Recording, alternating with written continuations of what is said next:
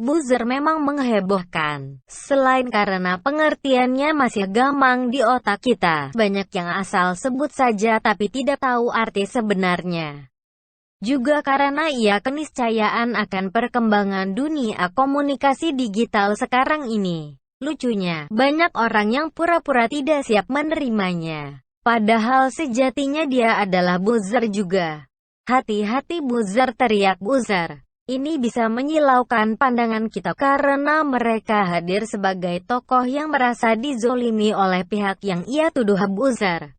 Bukan saja pura-pura tidak siap, malah mereka sengaja membelokkan makna kata buzzer itu sendiri sebagai orang-orang yang menyerang mereka saat mengkritik penguasa atau mereka yang dipelihara oleh penguasa.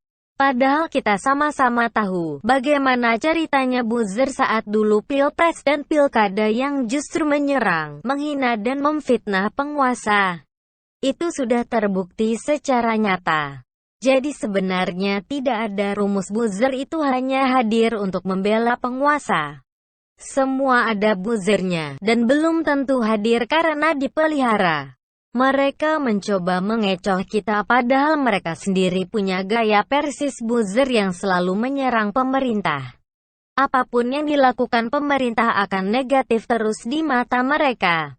Lihat saja bagaimana seorang Susi memframing hutang luar negeri kita dengan menyematkan artikel berita dari Kompas.com di akun Twitternya. Utang luar negeri RI kini 5.803 triliun rupiah.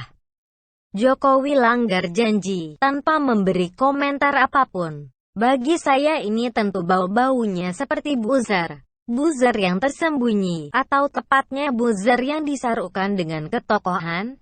Mungkin sebagai pemantik bagi buzzer sesungguhnya. Padahal dia seharusnya tahu hutang itu tidak masalah karena dia pernah berteman dengan ahli keuangan. Bukan tanpa alasan saya menduga seperti ini. Masalahnya, belum lama ini beberapa kali Susi membuat pernyataan-pernyataan di medsos, yang bagi saya lebih kurang modus dan gayanya, seperti buzzer saja. Selalu menyerang pemerintah. Masih ingat bagaimana dia melakukan pengarahan atas ujaran kebencian yang seolah-olah menjadi tanggung jawab presiden. Katanya, mohon dibantu dengan himbauan dari Bapak Presiden untuk menghentikan hate speech, ujaran kebencian baik yang mengatasnamakan agama, ras, suku, relawan dan lain-lain.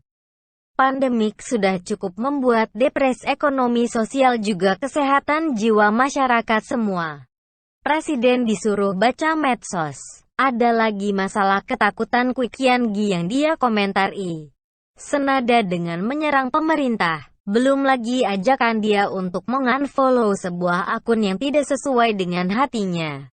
Semua itu dia nyatakan di akun medsosnya. Perhatikan, bukankah modus buzzer juga seperti itu? Mengulang-ulang tuduhan kepada pihak yang berseberangan dengan kalimat dan kondisi yang berbeda-beda, lalu disampaikan di medsos, agar sengaja tidak sengaja didengungkan lagi oleh buzzer lainnya. Saya tidak tahu pemahaman Susi seperti apa, tapi bagi saya orang yang modus operandinya seperti itu mereka juga dapat digolongkan sebagai buzzer. Buzzer pada kepentingannya masing-masing. Bukankah buzzer itu menurut mereka adalah sekelompok orang yang menyerang seseorang yang mengkritik pemerintah? Setali tiga uang dengan mereka. Mereka adalah buzzer yang semakin gencar memframing pemerintah dengan label negatif.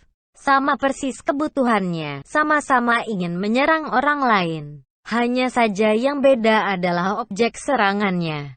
Jadi, bagi saya sekarang sudah tidak penting memeriksa apakah ada di antara mereka yang selalu mengkritik pemerintah itu benar-benar terzolimi atau tidak.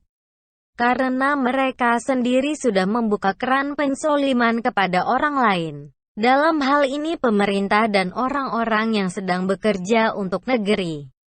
Mereka justru bersembunyi di balik pengakuan sebagai orang terzolimi agar keberadaan mereka yang sejatinya sebagai buzzer itu tidak tertandai oleh publik. Agar serangan mereka kepada pemerintah dapat dimaklumi. Saya tidak percaya kalau mereka mengaku mengkritik pemerintah tapi selalu melalui media publik, dengan harapan akan viral di media publik. Itu hanya alasan saja, supaya mereka tidak disebut buzzer. Padahal yang mereka lakukan adalah sama persis yang dilakukan oleh buzzer, menghantam harga diri orang lain di media publik. Dan seandainya Susi mau kembali membuka artikel Kompas.com yang dia sematkan itu, mungkin dia akan malu, kalau memang dia bukan buzzer. Saya perhatikan, Kompas.com sudah mengganti judul beritanya. Yang awalnya, utang luar negeri RI kini 5.803 triliun rupiah, Jokowi langgar janji. Sekarang berganti judul menjadi, fakta seputar utang luar negeri RI yang kini 5.803 triliun rupiah. Bau-bau buzzer juga kayaknya. Semoga buzzer kembali ke alamnya, dan Laut Indonesia semakin kaya.